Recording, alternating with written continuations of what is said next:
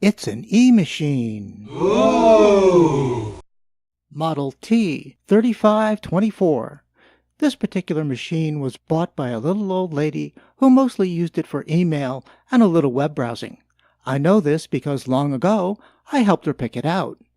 It was a decent, if inexpensive, computer for its time, back when AOL was still a thing. And you can tell it was a more advanced model because it had a DVD instead of a CD drive.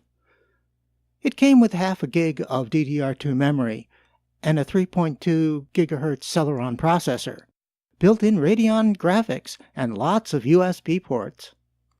It had Windows XP installed, but was Vista compatible. Ooh!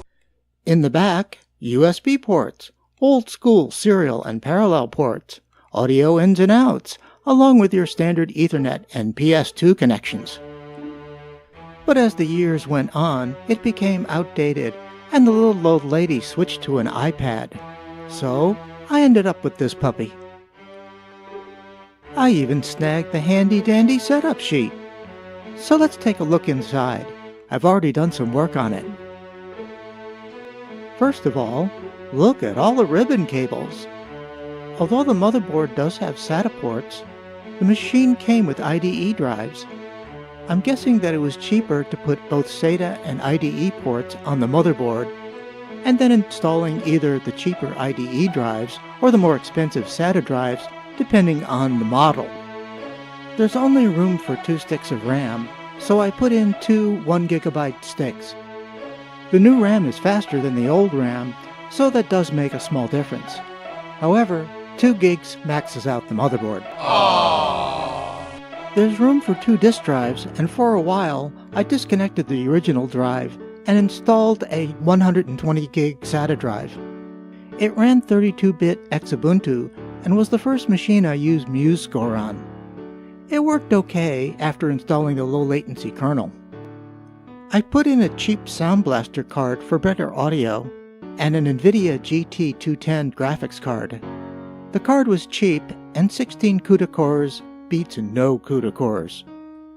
And with all those minor upgrades, they caused the POS power supply to pop. So I got this 450 watt power supply by A-Power. It was cheap and I was stupid. It works, but it's a bit noisy. With these minor upgrades, Windows seems fairly snappy. It wasn't gunked up with weird programs, which probably helped. I wanted to preserve the system because you never know when you might need a Windows XP machine. But can't we just do a little more? Snooping around, I discovered it had an Intel motherboard model D102GG. It is capable of running a dual-core Pentium D if I reflash the BIOS. Always research your motherboard when checking out a system. After the BIOS update, I got an Intel 945 dual-core, clocking at 3.2 GHz. Same speed, double the cores, and it was dirt cheap. Of course, with 32-bit Windows, it's not going to make much of a difference. But hey, dual cores. Now what else comes in 2s? Room for 2 disk drives, remember? Let's put in that 250 gig IDE drive I got from the rainy day find. We'll just swap the cables and preserve the original XP install. Hello, 64-bit Xubuntu. The graphics card started to overheat, so I pulled it and applied fresh thermal paste, which it surely needed. I pulled the sound card to give the graphics card more ventilation. Passively cooled cards are quiet, but they tend to run a little hot. So with more RAM, a better graphics card, an updated CPU, and a modern operating system, this little old lady computer can still kick up her heels. It'll never be a gaming machine, but if you need a PC for web browsing, email, and a little YouTubing, it's just fine. Breathing life into old hardware is fun, especially when you can do it cheap. Thanks for watching, and remember to stay curious.